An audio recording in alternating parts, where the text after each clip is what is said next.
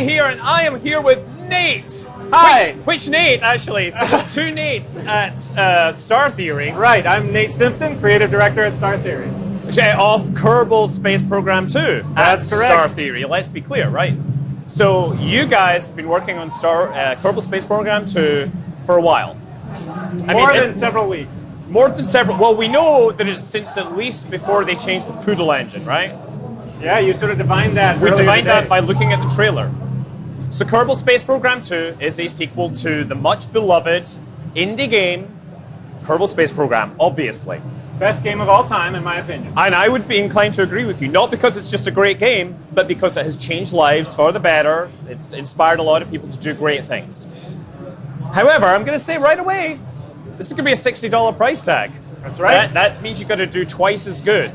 That's true. So you've got to actually make people build spaceships or something, right? Well, that's an interesting question, yeah. So far, people seem to be okay with that price point. I hope they are, because I've got 2,000 hours in the original game, and I think I bought it at, was it $8 in 2012? $7 was the initial launch, and I'm going to say best $7 I ever spent. I mean, yeah, if you're going pennies per hour, yeah. Honestly, even if you get 1/10 of the enjoyment I get from Kerbal Space Program and KSP2, it will still be well worth it, because I've spent so much time in that game. I agree. Now, so your big plan for Kerbal Space Program 2, how would you pitch it to people that have played the original game and loved it? I mean, I'll tell you how I pitched it to the team, because it's sort of a funny story here. We actually found out that we might be able to put together a proposal for this project while I was out at coffee. And everyone at the company knew me as the guy who was obsessed with Kerbal Space Program. So I came back from coffee to a meeting room full of people with these Cheshire cat grins, and it's just totally silent room. They're like, Nate, come in, sit down. I sit down. Jeremy, our CEO, says, so we might have an opportunity to make Kerbal Space Program 2. And I was speechless. I felt my heart beating out of my chest. And then he asked, do you have any ideas about what we might want to do for such a project? And it was just the same as any fan of the game, I had just a torrent of it's got to have multiplayer, it's got to have interstellar travel, it's got to have colonies. And really, the basic pitch hasn't changed too much since then. I'd say the only new component, in addition to those three big pillars, is that as someone who's been evangelizing for the game for nearly a decade and trying to get my friends and family into it, my experience has been that people bounce off that first-time user experience fairly frequently, and so what we want to do is overhaul the tutorial process so that, without making the game less challenging, we're exposing people to the core concepts in a more intuitive way. Basically doing what you've been doing. You taught me how to play Kerbal Space Program 1 via YouTube, but ideally, people can learn how to play the game without from going to inside YouTube. The game. Right. Yeah. Well, I mean, because I think the best thing about learning in Kerbal Space Program is it is about experiencing things, right? Right. It's very easy to read about orbital mechanics and try to get this idea that if you're in a lower orbit, you're going faster, right? So you've got to slow down to catch up. But when you actually fly it, that's when it becomes the moment of understanding. But the thing is, we've talked about these features, but really the most important thing for me is the core of the game. You're really working to refactor the entire core of the game. The physics, you're going to make it faster, you claim. Yep. That's a tall order. It is. You're rebuilding PQS, Planetary Quad Sphere System, to, was it PQS Plus? We've been calling it PQS Plus, yeah, completely new terrain system. And I've seen photos, you've given us demos showing more scatter, collidable scatter. So yeah, the stock physics, obviously, that's what I care about. Right. And then everything else can be added on top. But you can't mess that up. That's right. In fact, internally, we have a word for it. It's the magic diamond of awesomeness, which is the core game loop of Kerbal Space Program. It's, make rockets out of space Legos, pit them against an unyielding universe of physical laws, and then crash, and then iterate, and then try again. Learning through failure. Exactly. And it turns out that a lot of those core concepts, this game has kind of a reputation as being for hardcore science types. But actually, you can learn. It's for anyone that loves explosions. Exactly. You play this game because it's fun, and then you accidentally find yourself watching a SpaceX launch and being like, oh, I know what's happening. Maximum dynamic pressure, I know what that is. Gravity turn, I know what that is. Wait a second, I'm a rocket scientist, right? Which Yeah. is sort of the experience you want everybody to have with this game. I've always said rocket science is actually quite easy in principle. It's the rocket engineering that's the real constraint. Yeah. I wouldn't want any fans of this game designing actual rocket engines. That would probably... Well, I mean, there are fans of this game that design rocket engines. We are in big trouble. Yeah, but they learn to design rocket engines from places other than this game. Okay, good. So, yeah, I mean, you're talking about colonization. In the game, the stock game, the original game, you could build these stations, and I remember seeing videos of somebody spending 100 missions building out the space station. I've done it myself. That is a lot of work. So if I want to build a space station, is that going to be my only option? The things I've seen in the trailer are humongous, ginormous. They are Kerbal on scale. Do I have to transport every single chunk of hardware there, or is there something else coming? You do not. So players of the original game will know about the vehicle assembly building, which is essentially the vehicle editor that allows you to snap these modular parts together to build vehicles. There's a very similar editor now for colony creation called the BAE, or Base Assembly Editor. Yeah, it always gets a giggle. And it works very similarly to the vehicle construction process. So what you do in the early stage of colony building is bring modular components, sort of inflatable modules, aboard vehicles that you then assemble on site, at the site of your choosing, and you can do it anywhere on the surface of any celestial body that has a solid surface, or in orbit. You know, you can build deep space colonies as well. And then later, as your population of the colony grows, it ungates new capabilities, including ISRU capabilities, to turn imported resources into sort of permanent modules. Right. Okay, and ultimately, at some point, you get the technology, you acquire the resources, and resource acquisition is going to be important if you really want to move beyond the Kerbal system. Absolutely, resource acquisition is a big part of the new progression. Right. So, and with those with that, you can then build new fancy engines, and you've already told me about something called metallic hydrogen engines. Right. So, you know, not only do we have all the technologies available in the original game, but we've extended the tech tree into, I would say, near to middle future propulsion technologies and new fuel types as well. And one of the earlier sort of engines that unlocks the interplanetary sort of progression is metallic hydrogen engines, which come in two flavors. We talked about a little bit. There's an atmosphere-rated version that uses mostly water, 10-part water to 1 part metallic hydrogen. It cuts it with a lot of water to stop the fury of metallic hydrogen destroying everything. Exactly. 6,000 degrees Kelvin is hot. And to put it mildly, everything melts at that temperature. Everything vaporizes at that temperature, actually. Excellent. So yeah, so that's why there's so much water in that version of the engine.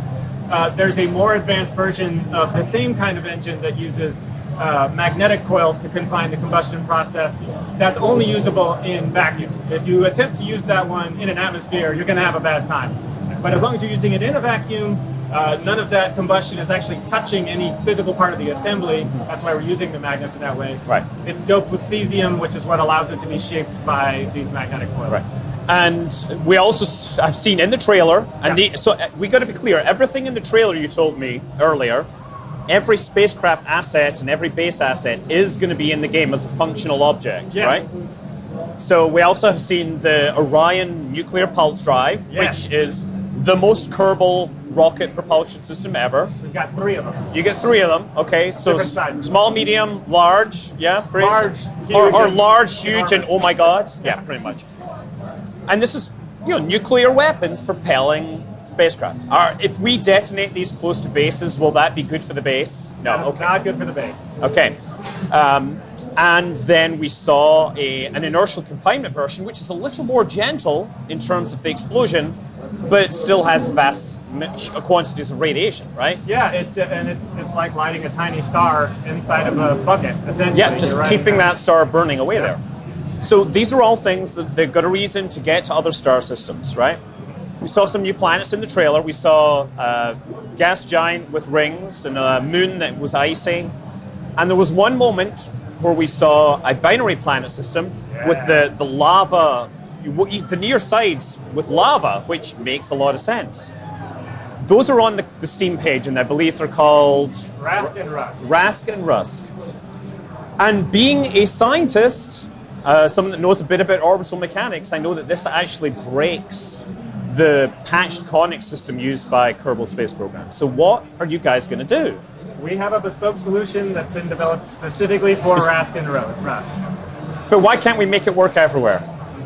Well, first of all, we probably don't want n-body physics happening in the Kerbaler system. So there's because it's not a stable system, we'd start throwing moons and planets You could just everywhere. ignore that. You just make the spacecraft n-body. What we really want to do is preserve a lot of the core gameplay, as we talked about before, of the original game. So the Kerbaler system is, for the most part, on a fundamental level, unchanged, although many of the planets have received some kind of They've local all certainly upgrade. looked a lot nicer, the ones I've seen. Yeah, we prettied them up a little bit.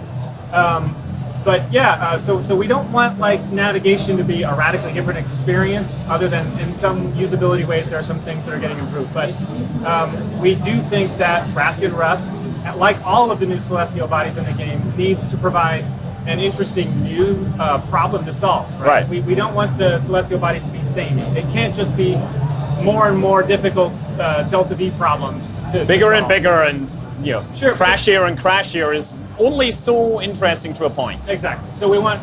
So one of the bars we set for ourselves with these new celestial bodies is to make sure that each one is an interesting landing puzzle in and of itself. And Rask and Rust is a great example of that. I'm sure you can think about. In fact, you've talked already about many of the things that might arise from trying to land on a binary pair. We've certainly had some fun experiences. Well, interesting tidal effects for sure. Yeah. I mean, if I was really there, I would be saying, "Oh, let's have some non-spherical objects with bilobate." Oh yeah, Comet 67P. Yeah, Churyumov-Gerasimenko. That's the one, right? So yeah, I mean, you're looking at different places, different landings, being unique. I also believe we've seen overhauled effects for explosions and stuff like that. Yes. That was one thing we did see. Overhauled Kerbal expressions, but yeah, you want to make now the rockets have a little more character when they explode. Right. So I mean, we've been saying that we want every explosion to be a unique snowflake. Okay. So that means the contents of the exploding module are relevant to the way the explosion unfolds, which means the amount and the type of fuel, if it is a fuel tank, whether or not it's something that's under pressure. So you'll have like a release. Oh, so you could have, pressurized say, gas. a pressure vessel bouncing away from your spacecraft after it landed heavily. That's not very realistic. That usually doesn't happen in the real world, okay. especially not when you're testing SpaceX hardware. Oh, hypothetically. But hypothetically, yes, that sort of thing is possible. Okay. And yeah, the Kerbals, because I mean, a lot of people talk about Kerbal Space Program for having its great physics and stuff, but ultimately, I had a ton of games before Kerbal that had realistic physics, but they didn't have three little green people screaming at me in the corner. It's amazing how important that is to the flavor of the game, isn't it? And even when I think back to my very first exposure to the game, it could have been so dry, right? If it would have been like a model rocketry program if it was just the rockets. But somehow having those little guys screaming in the corner of the screen, what it does, I think, is subtly kind of remind you not to take things too seriously, right? Yeah. But also, when things get tough, you want to save those guys, right? That's true. I'm a big fan of quick saving. So, I mean, right now, the core game, the original game, had like 2 parameters controlling their emotions. Are we going to see more complexity there, or just a greater range of expressions? There will be more to come there, but right now I can't get into detail.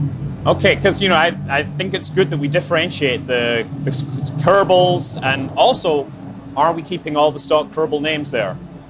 We're definitely keeping Jeb, Bill, Bob, Val.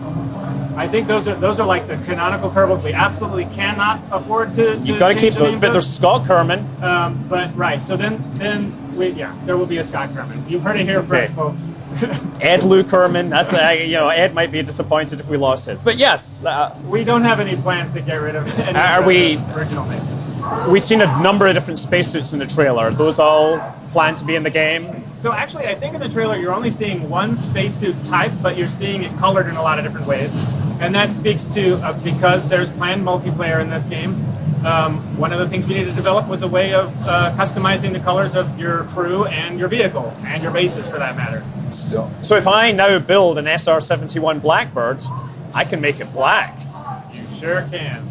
I see a white plane and I want to paint it black, right? Well, not only black, but you can also set the team color alpha to 0 and just have it be unfinished, like glossy metal as well, which I think is very beautiful in a lot of cases. So, I mean, will there be any effects of abrasions after they've gone through the atmosphere? Is that something that's not on your, things get worn down during re-entry?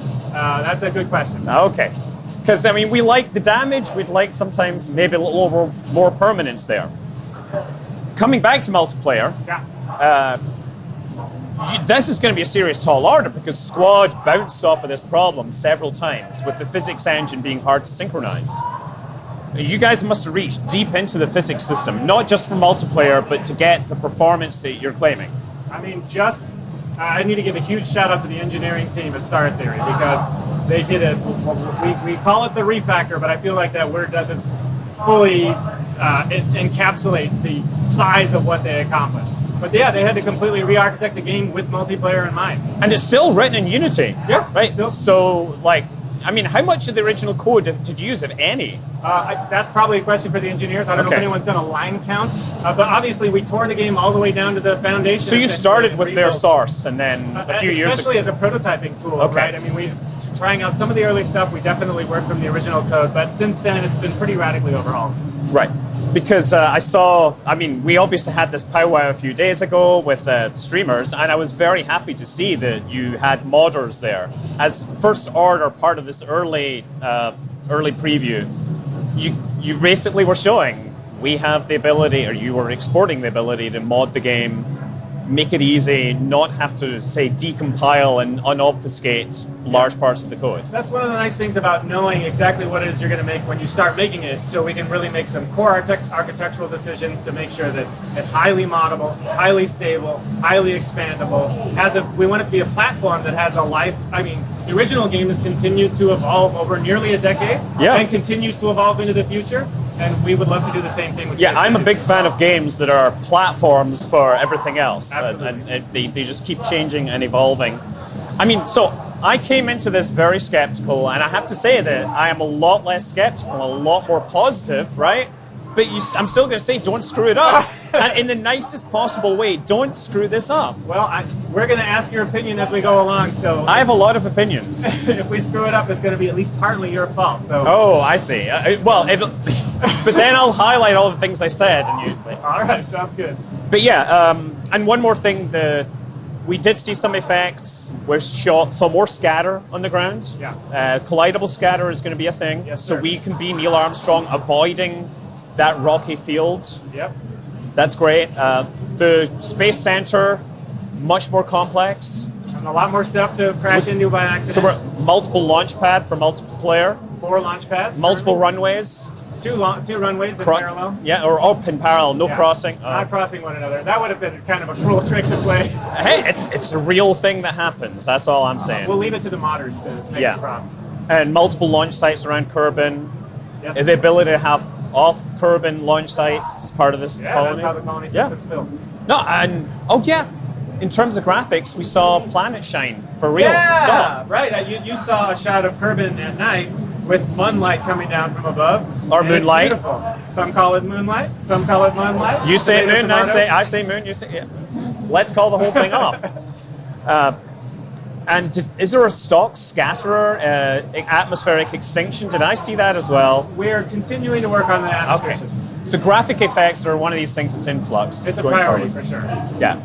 But you're aiming to release next year. It says spring. I think spring could be very long, and I will point out that spring in the southern hemisphere is like December. Oh, man! I didn't even think of that. Yeah. Can we get another 6 months? Hypothetically. And I'm sure there's other calendars you could pick up. I'm just saying, I won't mind if it takes a little longer if you want to make it right. All right. Well, I'll let that be my worry. You guys just enjoy the game. So I will be looking forward. I will be tracking this, and I will be giving updates, and I will sending you a bunch of emails. Awesome. But thanks for this small amount of time. Thanks for having me here. Thanks for teaching me the game, Scott. This is a dream come true. Best of luck. Thanks. Fly safe.